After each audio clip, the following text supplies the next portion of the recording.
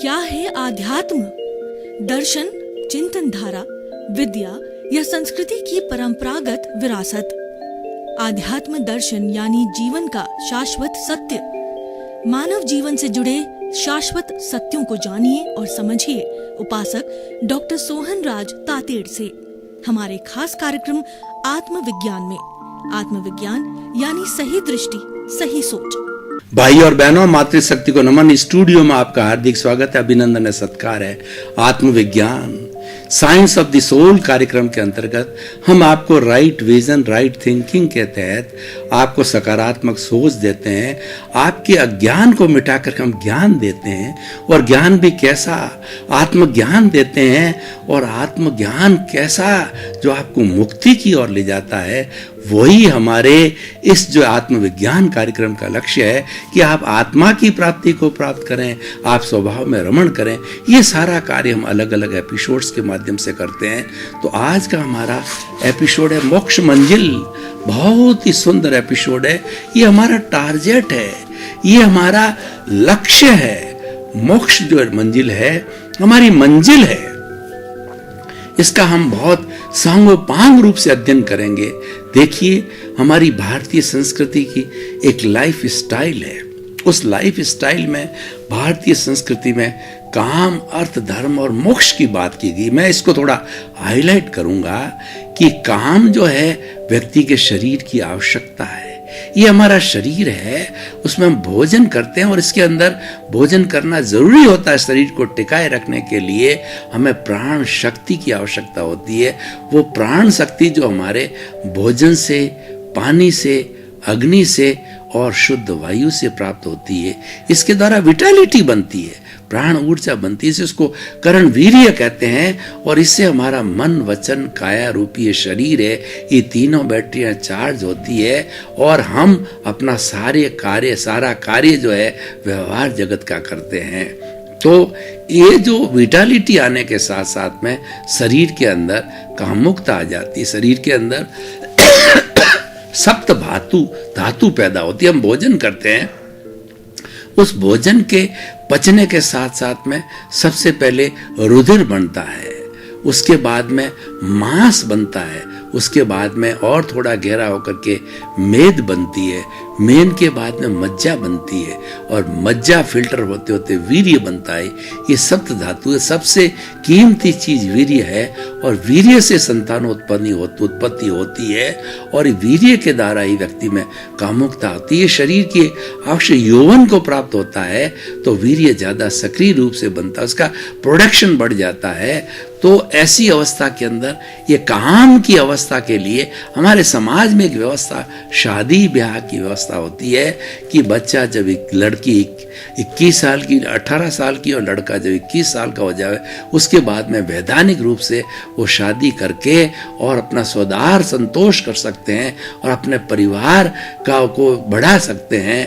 तो वो उसके स्वदार संतोष क्या होता है कि पुरुष सोचता है कि एक स्त्री को छोड़ के जो मेरी पत्नी है, उसके अलावा 7 अरब की जनसंख्या की जितने भी छोटी है मेरे से, वो सब मेरी बहनें हैं, स्त्रियां, और जो मेरे बराबर उम्र की है वो सब मेरी बहनें हैं, और मेरे से उम्र बड़ी की जो महिला है वो सब मेरी माता के समान है, और उससे भी ज़्यादा बड़ी है तो मेरी दादी और नानी के समान है। स्वदार संतोष की जो है हमारे यहाँ पर ये फैमिली सिस्टम में व्यवस्था करी कि एक के साथ संतुष्ट रहे, स्त्री पुरुष के एक के साथ संतुष्ट रहे और पुरुष एक स्त्री के साथ संतुष्ट रहे।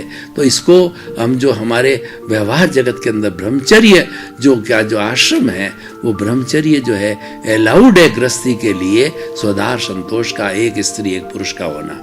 तो ये तुम्हारा काम। और दूसरा, मैं धीरे धीरे मोक्ष मंजिल तक आ रहा हूं। मुझे जो ऐसा रूट से चलना पड़ेगा, रूट से हम चलते चलते फ्रूट तक आएंगे, तब तक हर स्टेजेस को पार करना पड़ेगा। उसके बाद काम के बाद अर्थ आता है। अर्थ हमारा साधन है, साध्य नहीं है। साध्य तो मोक्ष है। और आज हमारे समाज में विघटन क्यों हो रहा है कि साधन को साध्य मान लिया है। भज कलदारम, भगवान धन को मान लिया है।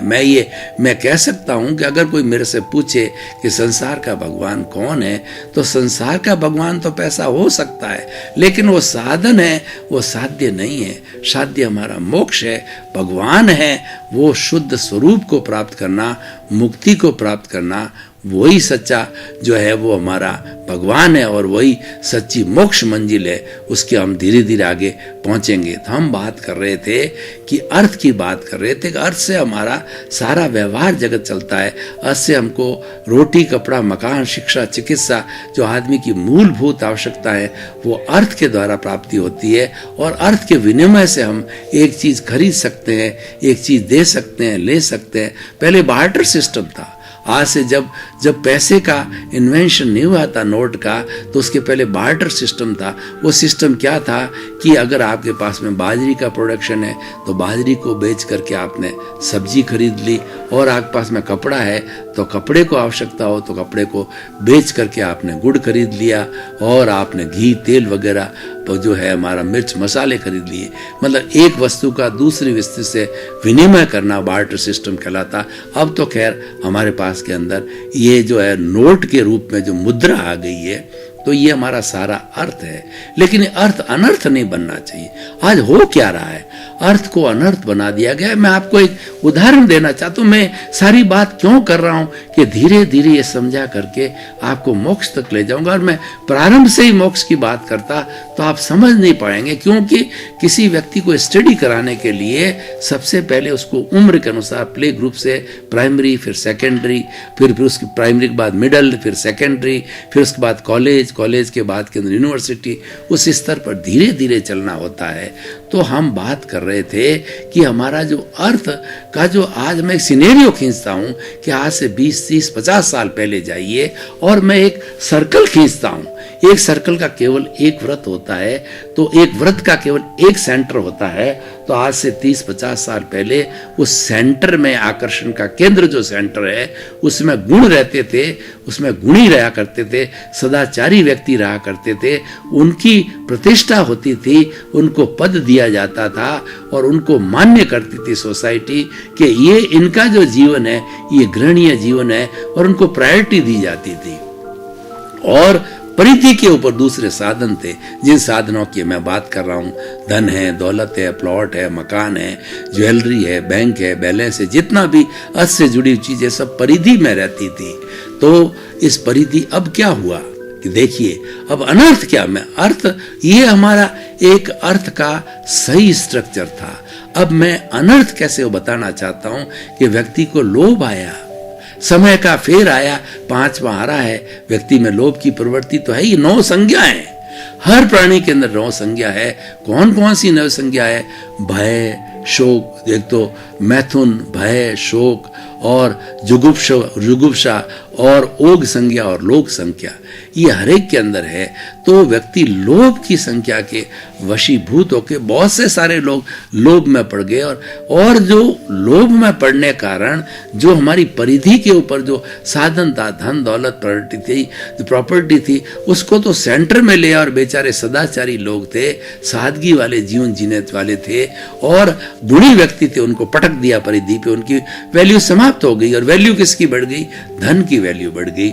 इसीलिए एन केन प्रकार व्यक्ति धन कमाने लग गया, और सोसाइटी में बुराई आ गई कि जो व्यक्ति कुबेर व पति है, जो व्यक्ति कैसे भी कमाए, इल भाई फाउल, जो फाउल मीन से भी पैसे कमाए हों, भाई हुक और क्रुक कमाए हों, लेकिन उसके पास पैसा है तो उसको जो है सबसे ऊंचा स्थान दिया जाता था, उसको अध्यक्ष बनाया जाता था, उसको फर्स्ट लाइन में बिठाया जाता था, उसका मान होता था, सम्मान होता था। ये गलत हो गया, ये हमारे मूल में भूल हो गई। इसी मूल में भूल होने के कारण जो है हमारा सारा वर्तमान सिस्टम, जो पहले बैलेंस सिस्टम था, वो बिगड़ गया, और आज तो बहुत चरम सीमा के ऊपर इसी भूल के कारण बिगड़ गया। क्यों? कि हमने साधन को साध्य मान लिया। पैसा सब कुछ, पैसा कुछ है, पैसा साधन है, पर पैसा सब कुछ नहीं है। सब कुछ है, मानव जीवन है, सब कुछ गुण है, और सब कुछ की बात करूं तो सबसे बड़ा लक्ष्य हमारा मुक्ति का लक्ष्य है। तो हम चले थे काम और अर्थ, ये सारा व्यवहार जगत के अंदर चलता है। मैं धीरे धीरे मुक्ति की ओर ले जा रहा हूं, तो व्यवहार जगत के अंदर ये सब होता है और ये तो जन्म जन्मांतर से चला आ रहा है। तो अब हमें धीरे धीरे मुक्ति की ओर जाना, तो हम धर्म का साधन लेते हैं। धर्म का क्या है? आत्मशुद्धि साधनम धर्म।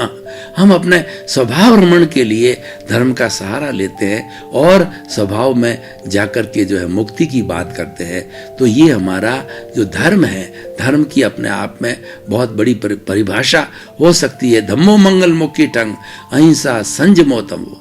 धर्म एक उत्कृष्ट मंगल है। कौन सा उत्कृष्ट मंगल का धर्म? जिसमें अहिंसा हो, जिसमें संयम हो और जिसमें तप हो। जो संयम का अर्थ होता है सर्वभूतेषु संयम अहिंसा, प्राणी मात्र के प्रति जो है करुणा की भावना रखना, उनका जो है वो किसी तरह को परेशान न करना, ये सारी अहिंसा की बात आती थी। और इस तरीके से जो है हमारा ये सारा जो है वो धर्म का कार्य चलता था। अहिंसा संयम और तप जो है एक शोधन की प्रक्रिया है, अपने दोषों को धोने की प्रक्रिया है, अपने द्वारा की गई भूलों को धोने की समस्या है। उसके लिए सामायिक आलोचना, प्रतिक्रमण, प्रत्याख्यान का विधान किया गया। तो इसलिए हमारा ये जो है धर्म हुआ। अब हम मोक्ष की बात करते हैं। मोक्ष का अर्थ होता है मुक्ति को प्राप्त करना। हम मुक्ति को कैसे प्राप्त करें? मुक्ति में अवरोधक क्या है? देखिए, हमारा ये जो शरीर है, इस शरीर जो बना है वो शरीर दो चीजों से बना है। एक तो इसके अंदर आत्मा की एविडेंस है, आत्मा की हाजिरी है, तब ये शरीर बोलता है, ये शरीर चिंतन करता है और ये शरीर मन वचन काया रूपी तीनों बैटरियां हैं, सबका संचालन होता है और सारी प्रवृत्तियां करता है जगत की। तो एक तो हमारी आत्मा की हाजिरी हो गई और इस स्थूल शरीर को देने वाला है वो हमारी कॉजल बॉडी है। हमने जन्म जन्मांतर के अंदर जो जो कॉजेज डाले हैं उन कॉजेज के अनुरूप जो है ये हमको स्थूल शरीर मिला है। मूल तो अति सूक्ष्म है, वो हमारा कार्बन शरीर या कॉजल बॉडी है जो चतुस्पर्शी है और उसके अंदर 8 तरह के मूल्य कर्म है। वो पौद्गलिक है और वो चतुस्पर्शी आंखों से दिखाई नहीं देता है, इतने सूक्ष्म परमाणु होते हैं। अभी तक विज्ञान की किसी भी जो इंस्ट्रूमेंट के अंदर वो देखे नहीं गए हैं, उनको तो मात्र जो है चतुस्पर्शियों को अवधि ज्ञानी, मन प्रज्ञानी और केवल ज्ञानी तो संपूर्ण अवस्था में देखते ही हैं। तो ऐसा हमारा कार्बन शरीर जो है ये चतुस्पर्शी जो है परमाणुओं का, पुद्गलों का बना हुआ होता है और ये पुण्य और पाप का चिट्ठा होता है, उसके अनुरूप ही हमको रिजल्ट मिलते हैं। तो इस कॉजल बॉडी है वो अज्ञान है, इसके कारण मुक्ति नहीं हो रही है। आत्मा तो चेतन तत्व है। चेतन किसे कहते हैं? जो कि जिसमें असंख्य परमाणुओं के पिंड को हम चेतना कहते हैं। चेतना के अंदर जो है ग्रोथ होती है, प्रजनन होता है और चेतना में प्रतीति होती है, सुख दुख की अनुभूति होती है, प्लेजर्स का पता पड़ता, अनुभव होता है। वो सारी चेतना के 9 कैरेक्टरिस्टिक है जिसको विज्ञान भी उससे सहमत है और विज्ञान ने भी इस कारण जो है वो चेतना आत्मा तत्वों को भली मत माने, लेकिन कॉन्शियसनेस को कहा है तो कॉन्शियसनेस कहिए, आत्मा कहिए, उसके 23 नाम है। कुछ किसी भी नाम से पुकारा, भाव एक ही हमारा आत्म पक्ष का भाव है। और दूसरा ये जो शरीर है ये जड़ है, ये वर्ण गंध रस स्पर्श वाला है और ये गलन मिलन धर्मा है। ये पैदा होता है, फिर जो है ये बूढ़ा होता है और फिर ये चला जाता है, फिर नया जो है जन्म के अंदर नया शरीर धारण करते हैं। तो ये तो हमारा जन्म जन्मांतर का चलता ही रहता है। प्रश्न ये है कि हम क्या चाहते हैं, हमारी मंजिल क्या है। ये मंजिल की बातें मनुष्य जीवन में ही की जाती है। पशु पक्षी अपनी मंजिल को नहीं समझता, क्योंकि पशु पक्षियों के पास में डेवलप्ड बुद्धि नहीं है, मन नहीं है, चित्त नहीं है और साथ साथ के अंदर उनका जो है सारा अवचेतन मन भी और चेतन मन भी इतना डेवलप्ड नहीं, वो इतनी बात कर नहीं सकता, समझ नहीं सकता है, उसके समझ के परे है, उसमें विवेक नहीं है। तो केवल ये मनुष्य में ही है। तो मनुष्य के अंदर जो है ही इन चीजों को प्राप्त कर सकता है, वही अपनी मंजिल बना सकता है। तो हमारी भारतीय संस्कृति ने जो मंजिल बनाई है, हमारा गंतव्य बनाया है प्राणी मात्र का, वो मुक्ति का है कि what is the ultimate goal, what is the Sanatan sukh, what is the शाश्वत सत्य क्या है, वो सनातन सत्य क्या है और सनातन सुख क्या है, वो है मोक्ष। क्योंकि मोक्ष ऐसी जगह है, मुक्ति ऐसी अवस्था है जिसमें हम अपने स्वभाव में रमण करते हैं। और स्वभाव क्या है? वह अशरीरी है। जो शुद्ध मूल आत्मा है वह अशरीरी है, वह अनंत ज्ञान वाला है, वह अनंत दर्शन वाला है, अनंत शक्ति वाला है, अनंत सुख का धाम है। और उसके साथ साथ के अंदर वह जो है वो किसी अव्याबाद है, वो टंकोत्कीर्ण है, वह किसी को कष्ट देने वाला नहीं है।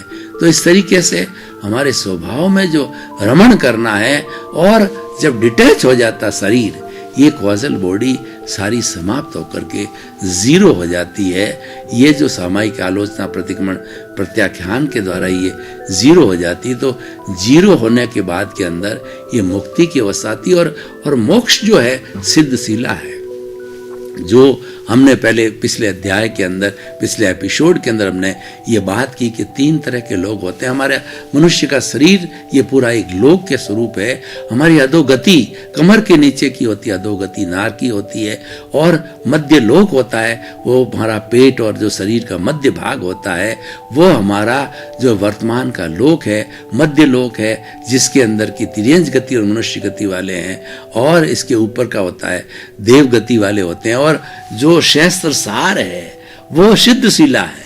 उसके अंदर ऐसी सारी मुक्त आत्माएं जाकर के और वो सिद्ध बुद्ध मुक्त बन जाती है और अशरीरी हो जाती है। और उसको अनंत ज्ञान, अनंत शक्ति, अनंत सुख का धाम हो जाती है। हमारे जीवन के अंदर ये सुख दुख की अनुभूतियां आती रहे, जाती रहे, तो हम दुखी हो जाते हैं। इस कारण चाहते हैं कि हमको तो ऐसा परमानेंट सुख मिले कि वापस दुख मिले ही नहीं। क्योंकि वर्तमान जीवन के अंदर तो हमारा सब संजोगों का संसार है और हर संयोग के साथ में वियोग जुड़ा हुआ है।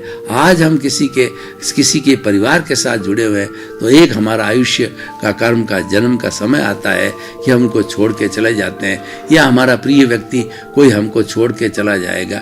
ये निश्चित है, जो आया है वह जाएगा। कोई भी इस दुनिया में जीवित प्राणी अमर नहीं है। और जो नेचर, कुदरत का कानून और कुदरत की रचना ने किसी व्यक्ति को अमर नहीं बनाया है, वो तो मुक्ति की बात करता है। कुदरत कहती है कि आप अमर बनना चाहते हो तो मुक्ति की, अशरीर की शैलेसी जो 14वां गुण स्थान है उसको प्राप्त करो। उसको प्राप्त करने की पूरी विधि बताइए। और वो मुक्ति की अवस्था को मनुष्य ही जा सकता है, ऐसा दूसरा प्राणी कोई नहीं जा सकता। क्योंकि मनुष्य के पास के अंदर सारी जो है सब चीज डेवलप्ड होती है, वही चिंतन करके और अपने स्वभाव में रमण कर सकता है। दूसरा प्राणी अपने स्वभाव में रमण नहीं कर सकता। वो तो थोड़ा सा पाप करते हैं, थोड़ा सा पुण्य करते हैं और कर्मों का बंधन करते हैं, और थोड़ी निर्जरा होती है, उनकी आंशिक रूप में होती है। लेकिन मनुष्य जो है वो पूर्ण रूप में निर्जरा करके और मंजिल को प्राप्त कर सकता है, वो मोक्ष की मंजिल है। तो भाई और बहनों, इस एपिसोड को मैं निष्कर्ष की भाषा में कसौटी पर कसता हूँ, तराजू पर तोलता हूँ, तो हमको मालूम पड़ेगा कि ये हमारी स्थिति बहुत अच्छी है। हमें हर व्यक्ति को अपना अंतिम लक्ष्य मुक्ति का बनाना चाहिए। उससे फायदा क्या होगा? अब प्रश्न ये है, ये एपिसोड व्यक्ति को क्या फायदा देगा, समाज को फायदा क्या देगा? जब व्यक्ति की मंजिल बहुत ऊंची हो जाती है तो व्यक्ति क्या प्लानिंग बड़ी बड़ी करता है, और मंजिल छोटी होती है मान लो, तो वो थोड़े समय में पाठ करके और पहुंच जाता है और फिर उसके बाद के अंदर वह जो लिथार्जिक हो जाता है।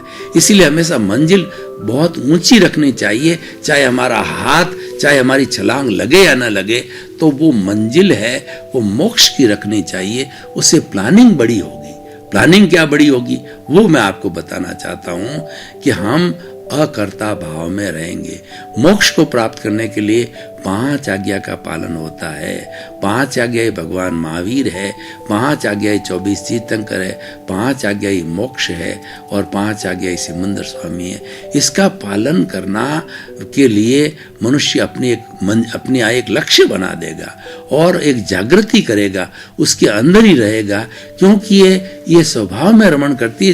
जब कोई भी ज्ञानी पुरुष हमको ज्ञान देता है तो उसकी कृपा से क्या होता है कि हमारा क्रोध, मान, माया रूपी जो हमारा जहर है, वो ज्ञानी पुरुष वो सर्जरी करने वाला सर्जन होता है, तो वो अपनी कृपा से जो है उसको हटा देता है और हटा करके जो है हमको पुरुष बना देता है। यानी कि हमारे जब राग द्वेष को हटा दिया तो हमारी केवल डिस्चार्ज आत्मा ही रहेगी।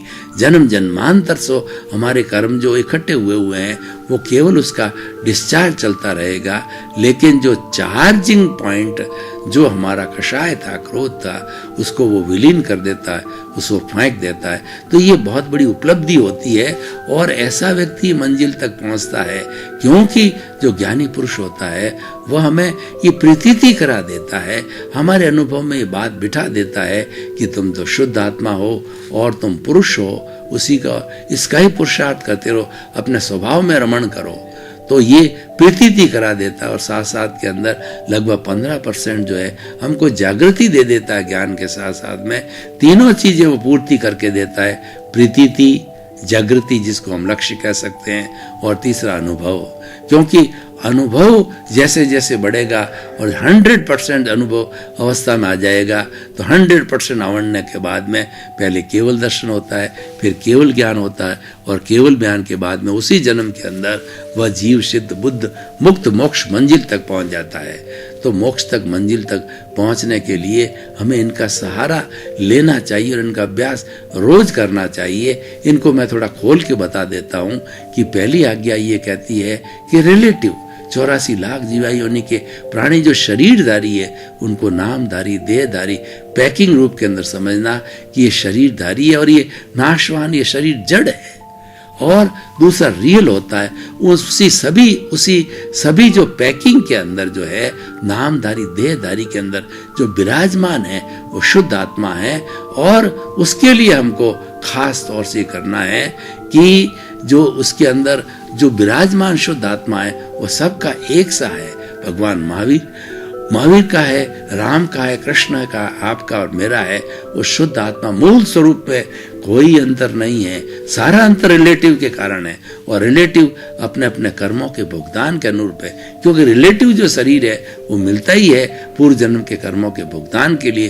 उसके अंदर पूरी वो नरक गति, तिर्यंच गति, मनुष्य गति, देव गति के अंदर जन्म लेता है। पर इन गतियों के चक्कर को छोड़ के 84 लाख जीवा योनियों को छोड़ के हम मोक्ष मंजिल की बात कर रहे हैं, तो हमें अपनी जागृति को बढ़ाना है। तो ये हो गया सारा रियल। और थर्ड हो गया कि कर्ता व्यवस्थित शक्ति है, जो सबसे बड़ा ये हमारी जो कुदरत है और कुदरती रचना है और कुदरत का कानून है, वो ये स्पष्ट कहती है कि मैं 84 लाख जीवा योनि का भरण पोषण करती हूँ। उनके जैसा उपादान है, जैसा उन्होंने कॉजेस डाले हैं, उसके अनुरूप जो है मैं साधन जुटाती हूँ। लेकिन मैंने किसी को भी कर्ता बनने की न तो किसी को परमिशन दी है, न अथॉरिटी दी है। अगर वह अपने आप को कर्ता मानता है या दूसरे अन्य को भी कर्ता मानता है, तो उसका ज्ञान है। उसका ज्ञान का परिणाम ये होगा कि बार बार उसके कॉजेज पड़ेंगे और बार बार कॉजेज बड़ी बनेगी और बार बार वो जन्म धारण करेगा। वही दुख का कारण है। इसलिए दुख का कारण है वो अज्ञान माना गया है, और सुख का कारण उसका निराकरण करने को ज्ञान माना गया है। तो इस तरीके से मोक्ष मंजिल को प्राप्त करने के लिए ये तीन आ गया कि कर्ता तो व्यवस्थित शक्ति है, सर्कमस्टांशियल जो है वो एविडेंसेज है, वो साइंटिफिक सर्कमस्टांशियल एविडेंस है, वो कुदरत है, वो कुदरत की रचना है।